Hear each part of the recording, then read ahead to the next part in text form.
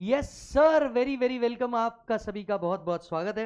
बच्चों, आप सभी जानते हैं कि exam is very near and this is the time जब आप एबीसी एनालिसिस देख लें। यस, इस बार पूरा का पूरा फास्ट ट्रैक आपको फ्री दिया था। नहीं देखा है तो जा करके देख लेना। कहाँ पे? यूट्यूब के ऊपर अपन ने प्लेलिस्ट डाली हुई है, प्लेलिस्ट के अंदर में आप चेक कर सकते हैं। तो वहां पे आपको पूरा फास्ट ट्रैक फ्री दिया हुआ है सर। मैराथन जो मे वाला है वही आप लोग के लिए भी एप्लीकेबल है, तो उसमें कहीं कोई चेंज नहीं है। तो आप बिल्कुल वो एप्लीकेबल कर सकते हो। अमेंडमेंट सारे के सारे अपन ने ऑलरेडी पढ़े हुए हैं, फास्ट ट्रैक में भी पूरे के पूरे इंक्लूडेड है, तो कुछ अलग से करने की जरूरत नहीं है। तो जितना जो कुछ था वो आपको सब कुछ ऑलरेडी करवा के रखा हुआ है। यस, अच्छा जी। अब मैं आपको कुछ बातें बता देता हूं। सबसे पहले आप लोगों को बहुत सारे बच्चों के मैसेज आए हुए हैं, क्लियर कर रहा हूं। पहला कि सर क्या वो 115 बीएससी वाले नए स्लैब रेट जो 3 लाख वाले हैं वो आपको एप्लीकेबल है? नहीं साहब, आपको वो पुराने वाले ही एप्लीकेबल है। आप लोग के लिए फाइनेंस एक्ट 22 एप्लीकेबल है फॉर नवंबर और दिसंबर 23 अटेम्प्ट। तो आपके नवंबर या दिसंबर 23 अटेम्प्ट के लिए आपको वही एप्लीकेबल है, वही फॉलो करना है। वो जो 3 लाख वाला स्लैब आया है वो तुम्हारे लिए नहीं है, वो अगले अटेम्प्ट से, दैट इज 24 के अटेम्प्ट से। दूसरी बात, आपका प्रीवियस ईयर रहेगा 22-23, असेसमेंट ईयर रहेगा 23-24। याद आ रहा है मालिक आपको? अच्छा जी। तीसरी बात तीसरी बात, आपके लिए अभी भी 115 बीएससी ऑप्शनल है, वो डिफॉल्ट स्कीम नहीं है, वो ऑप्शनल स्कीम है आप लोगों के लिए। तो ये आपको नहीं भूलना है। बाकी मैं आपको एबीसी एनालिसिस आज दे रहा हूं। ये जो एबीसी एनालिसिस है ये कई पास्ट पेपर्स के एनालिसिस के ऊपर बेस्ड है। पढ़ना आपको सब कुछ है, बट हाँ ये आपकी हेल्प कर सकता है कि कौन कौन से टॉपिक में किन किन चीजों के ऊपर थोड़ा सा एक्स्ट्रा फोकस रखना है। तो हाँ, ऐसा नहीं है कि भैया ये कोई कट थ्रोट लिस्ट है कि मेरे पास पेपर ही आ गया है और ऐसा कुछ है, ऐसा बिल्कुल नहीं है। आपको प्रिपेयर सब कुछ करना है, बट ये वो चीज है जिसके ऊपर से मोटे मोटे तौर पर आपको पेपर बन सकता है। यस, तो सीए एंड सीएमए इंटर नवंबर दिसंबर 23 वालों प्लीज एक बार फोकस करिएगा। यस, पॉइंट नंबर 1, सबसे पहले आपका टॉपिक आता है बेसिक। बेसिक के अंदर में आपको क्या क्या इंपॉर्टेंट है, मुझे ऐसा लगता है आपको इस बार धीरे धीरे वो लोग फोकस करना चालू करेंगे 115 बीएससी। तो पहली प्रायोरिटी है आपको जो टैक्स कैलकुलेशन वाले क्वेश्चन आ जाए, वो एक से ज्यादा क्वेश्चन में आपको 115 बीएससी देखने को मिल सकता है। तो 115 बीएससी को बहुत अच्छे से देख करके जाएंगे। दूसरा, नॉर्मल टैक्स कैलकुलेशन तो हर जगह रहेगा ही, तो नॉर्मल टैक्स कैलकुलेशन आप लोगों ने देख करके जाना। सरचार्ज एंड स्पेशल रेट आप लोगों ने देख करके जाना, ये आपके लिए काम का है। चैप्टर नंबर 1 से 2 थियरी क्वेश्चन एक्सपेक्टेड है, वो है एसएससी का definition and exception to the general rule assessment year previous year वाला, राइट। तो वो आपने देख करके जाना। थियरी के नाम पे 2 और प्रैक्टिकल नाम पे टैक्स कैलकुलेशन देख करके जाना। फिर आता है दूसरा topic, residential status. Residential status के अंदर में तुमको जो क्वेश्चन आ सकता है, इस बार मैं एक्सपेक्ट कर रहा हूं कि आपको वो टोटल इनकम वाला क्वेश्चन आ सकता है। मतलब कैसा? आरओआर, आरएनओआर, एनआर, तीनों के लिए क्या निकालो, अपनी इनकम निकालो और बहुत सारी इनकम दिया जाएगा। क्योंकि बहुत टाइम हो गया इस तरीके का क्वेश्चन नहीं आया, तो ये एक बार इस क्वेश्चन एक्सपेक्टेड है। इसके अलावा अगर मैं सेक्शंस की बात करूं जिसके ऊपर इंडिपेंडेंट क्वेश्चन आ सकते हैं, वो है section 661A। Yes, section 6 residential status of individual, 618 deemed resident, इसके ऊपर क्वेश्चन बन सकता है। फिर सीधा सेक्शन 9 के ऊपर बन सकता है। अब सेक्शन 9 की इतनी बड़ी लिस्ट आपके काम की नहीं है, 4 चीजें जिसके ऊपर क्वेश्चन बन सकता है। पहला है बिजनेस कनेक्शन, दूसरा है इंटरेस्ट, तीसरा है रॉयल्टी, चौथा है आपका एफटीएस। इन चीजों के ऊपर आपको क्वेश्चन बन सकता है। तो रेसिडेंशियल स्टेटस में आपको इतना देख करके जाना है। वीडियो को अपने दोस्तों को फॉरवर्ड करना बिल्कुल मत भूलना। यस, प्रॉब्लम्स आपको सॉल्व करके जाने ही हैं। इसके अलावा रेसिडेंशियल स्टेटस में मैं एक और इंपॉर्टेंट बोल रहा हूं, वो है शिप क्रू मेंबर। ये जो शिप क्रू मेंबर वाला अपना पॉइंट था ना, शिप क्रू मेंबर के नंबर ऑफ डेज कैसे कंप्यूट किए जाते हैं, तो उसके ऊपर आपको क्वेश्चन पूछा जा सकता है, तो वो एक बार देख करके जाना। फिर आता है एग्रीकल्चर इनकम, टॉपिक बहुत बड़ा है, आपके काम का है composite income. Tea coffee rubber वाला परसेंटेज देख करके जाना, और जो अदर इनकम निकलती है फेयर मार्केट वैल्यू के बेसिस पे, वो देख करके जाना। कंपोजिट इनकम मेरे को लग रहा है आपको आ सकता है as a mixture of agriculture and PGBP, की भैया पीजीबीपी इनकम निकालो, एग्रीकल्चर इनकम निकालो। इसके बाद आता है सैलरी टॉपिक। मैं इस बार सैलरी से एक क्वेश्चन एक्सपेक्ट कर रहा हूं, मैंडेटरीली सैलरी से एक क्वेश्चन एक्सपेक्ट कर रहा हूं, और ये क्वेश्चन होगा salary plus clubbing plus deduction का एक मिक्सचर होगा। ये मुझे ऐसा लगता है कि ये मिक्सचर होना चाहिए। अब सैलरी में मोटे मोटे तौर पे आपको क्या पूछा जा सकता है? वेल, सबसे पहले बेसिक एंड अलाउंसेस तो है ही। अलाउंसेस कौन से हो? Children education allowance, hostel allowance. याद रखना होगा, अगर 115 बीएससी पे क्वेश्चन आया तो वो चिल्ड्रन एजुकेशन अलाउंस और हॉस्टल अलाउंस का बेनिफिट मिलने वाला नहीं है। तो आपने बेसिक एंड अलाउंसेस देखना है। अगर मैं रिटायरमेंट बेनिफिट के नाम पे बात करूं तो 2 चीजें हैं, लीव एनकैशमेंट एंड ग्रेचुटी। आपको 2 चीजें पूछी जा सकती है, ऐसा मेरे को लगता है। देन आपको परक्विजिट्स के मामले में car, ESOPs, servant, leave travel concession, leave travel allowance, उसके बाद में education facility, sale of asset, use of asset, and provident fund and interest on provident fund से रिलेटेड पॉइंट आ सकता है। तो जो प्रोविडेंट फंड है उसमें भी आरपीएफ वाला पॉइंट, यस, आरपीएफ की एग्जामिशन वाला पॉइंट, फिर वो 7.5 के ऊपर की लिमिट, दैट इज 7,50,000 की जो ऊपर वाला लिमिट है वो वाला क्लॉज आ सकता है। और इंटरेस्ट का जो कैलकुलेशन है, पीसी इंटू 2 इंटू आर वाला जो फॉर्मूला है अपना, वो यहाँ पे आ सकता है। नेक्स्ट हेड के अंदर में आता हूं मैं एचपी। एचपी के अंदर में तुम्हारे को 2 क्वेश्चन मेरे को ऐसा लगता है एक्सपेक्टेड है। पहला मोर देन 2 एसओपी वाला, कि भैया कौन सा हाउस आपने एसओपी करना चाहिए, कौन सा हाउस एलओपी करना चाहिए, ये कंसेप्ट आ सकता है। दूसरा जो बाय डिफॉल्ट में एचपी के अंदर में आता है वो है वैकेंसी वाला पॉइंट, कि अगर वैकेंसी रही तो GAV calculation and total income calculation वाला, वैकेंसी रहेगा तो आईओबीसी आना है, उसका एडजस्टमेंट आना ही आना है। साथ साथ में इस बार के लिए मैं एक्सपेक्ट करके चल रहा हूँ कि को ओनर का कंसेप्ट वो लोग पूछ सकते हैं, क्योंकि बहुत दिन हो चुके हैं उन्होंने को ओनर से रिलेटेड कॉन्सेप्ट ही नहीं पूछा है। तो कई सारे अटेम्प्ट के अंदर में अब को ओनर आया नहीं है, तो इस बार उनके पास बहुत अच्छा चांस है कि वो को ओनर के साथ साथ कंसेप्ट पूछ लें। यस, और हो सकता है आपको इस तरीके का एक क्वेश्चन ड्राफ्ट करके दे दे कि एक कोनर 115 बीएससी से इनकम निकालो, एक कोनर ने दूसरा स्कीम ऑप्ट किया है तो उसका टैक्स निकालो। तो इनकम का कंप्यूटेशन नहीं बदलेगा, सिर्फ टैक्स दोनों का रेट बदलेगा, और वो भी ऑप्शन के हिसाब से। फिर आते हैं पीजीबीपी के ऊपर। पीजीबीपी के ऊपर मैं क्वेश्चन एक्सपेक्ट करके चल रहा हूँ किसके ऊपर, प्रोफेशनल्स का पीजीबीपी निकालने के लिए। मतलब आपको जो क्वेश्चन आ सकता है प्रोफेशनल्स का, आपने देखा होगा मेरे क्वेश्चनर के अंदर में जो टोटल इनकम वाले प्रॉब्लम है उसमें करीब करीब 3 प्रॉब्लम हमने प्रोफेशनल्स का पीजीबीपी किस तरीके से निकलता है वो रखा हुआ है। तो प्रोफेशनल्स का पीजीबीपी आपने निकाला, मुझे लगता है इसके ऊपर क्वेश्चन आ सकता है। नॉर्मल पीजीबीपी की जगह पीएनएल की जगह वो आपको रिसीट एंड पेमेंट अकाउंट देंगे, वो वाले क्वेश्चन आपने सॉल्व करके जानेगा।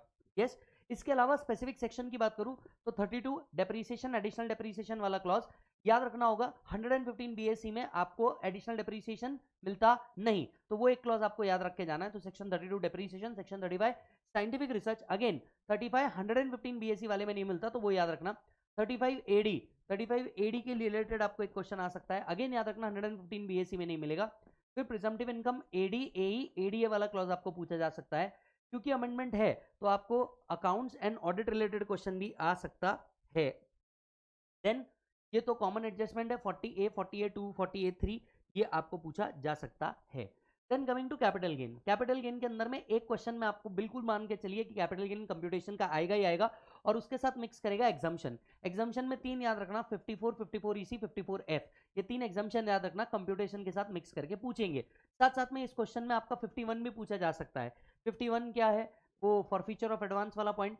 तो कैपिटल गेन कंप्यूटेशन में आपका 50B आ जाएगा, ध्यान सॉरी 50C आ जाएगा, तो 50C के साथ साथ 51 को ऐड करके ये और इस तरीके का एक क्वेश्चन आपको रेज किया जा सकता है। सिमिलर टाइप के क्वेश्चन हमने रेगुलर बुक में भी लिए हैं, फास्ट ट्रैक में भी लिए हैं, क्वेश्चन में भी है, वहां से सॉल्व कर लेना। इसके अलावा स्पेसिफिक कैपिटल गेन के अंदर में आपको conversion of capital asset into stock in trade पे क्वेश्चन आ सकता है। यस, इसके बाद में कंपलसरी एक्विजिशन के ऊपर आपको क्वेश्चन आ सकता है। 46 लिक्विडेशन, जी हाँ, अगर लिक्विडेशन होता है तो कंपनी के हाथ में क्या और शेयर होल्डर के हाथ में क्या, ये ट्रीटमेंट आपको पूछा ही नहीं गया है। मैं एक्सपेक्ट करके चल रहा हूं कि इस अटेम्प्ट में आपको ये पूछेंगे। Then 50B slum sale, slum sale से रिलेटेड आपको क्वेश्चन आ सकता है, इसके ऊपर हमने क्वेश्चन लिया है, मॉड्यूल में भी एक क्वेश्चन है, वो करके चल जाना, सेम क्वेश्चन आता है, right. And at the end exemption from capital gain के मामले में 1037A पढ़ के जाना, 1037A, और सेक्शन 47 में reverse mortgage scheme, reverse mortgage scheme पढ़ के जाना। ये 2 हो गया, काम खत्म, इसके अलावा कुछ नहीं पढ़ना है, राइट। इसके बाद आता है आईएफओएस। आईएफओएस में अमेंडमेंट है गिफ्ट के प्रोविजन में, तो गिफ्ट का प्रोविजन पढ़ के जाना। फैमिली पेंशन एक ऐसी चीज है जिसको बहुत दिनों से पूछा नहीं गया है, और आपको टेस्ट किया जा सकता है नॉलेज के बेसिस पे, क्योंकि 115 बीएससी में वो फैमिली पेंशन का जो डिडक्शन है वो नहीं मिलता। तो फैमिली पेंशन से रिलेटेड क्वेश्चन मैं एक्सपेक्ट कर रहा हूँ। और फिर ऑनलाइन गेम से रिलेटेड भी एक क्वेश्चन आपको दिया जा सकता है कि ऑनलाइन गेमिंग में जो विनिंग्स हो रही है उसको किस तरीके से ट्रीट किया जाएगा। तो आपको कैजुअल इनकम के तहत ट्रीट करके आपको उसके ऊपर क्या लिखना है, एडजस्टमेंट्स लिखने। फिर आते हैं क्लबिंग प्रोविजंस के ऊपर। क्लबिंग प्रोविजंस के अंदर में मैं 2 चीजें एक्सपेक्ट करके चल रहा हूं कि हाँ यार ये क्लबिंग के अंदर में आ सकती है। वैसे मैं आपको बता दूं ये सारे चैप्टर बहुत डिटेल में फास्ट ट्रैक के अंदर में कवर किए हुए हैं, आप वहां से जाकर के देख सकते हो, पूरा का पूरा फ्री है। 30 लेक्चर के अंदर में तो खत्म हो जाएगा, ईमानदारी से बैठोगे 3 दिन के अंदर में पूरा कंप्लीट हो जाएगा, अगर डीटी कंप्लीट करना है तो, राइट। अब आते हैं क्लबिंग, या फिर 8 घंटे का जो मैराथन डाला है वो देख लो, काम खत्म हो जाएगा। मैराथन के बाद बात करते हैं अब क्लबिंग की। क्लबिंग में मैं एक्सपेक्ट करके चल रहा हूं 2 चीजें आपको आ सकती है। पहला आ सकता है क्रॉस ट्रांसफर वाला point, right, Keshav ji Morarji judgement, और दूसरा आ सकता है माइनर की इनकम कंप्यूटेशन का, राइट। यहां पे आपको 115 बीएससी के साथ एडजस्ट करके दिया जा सकता है, क्योंकि जब माइनर की इनकम होती है तो वो 115 बीएससी के हिसाब से क्या नहीं किया जा सकता,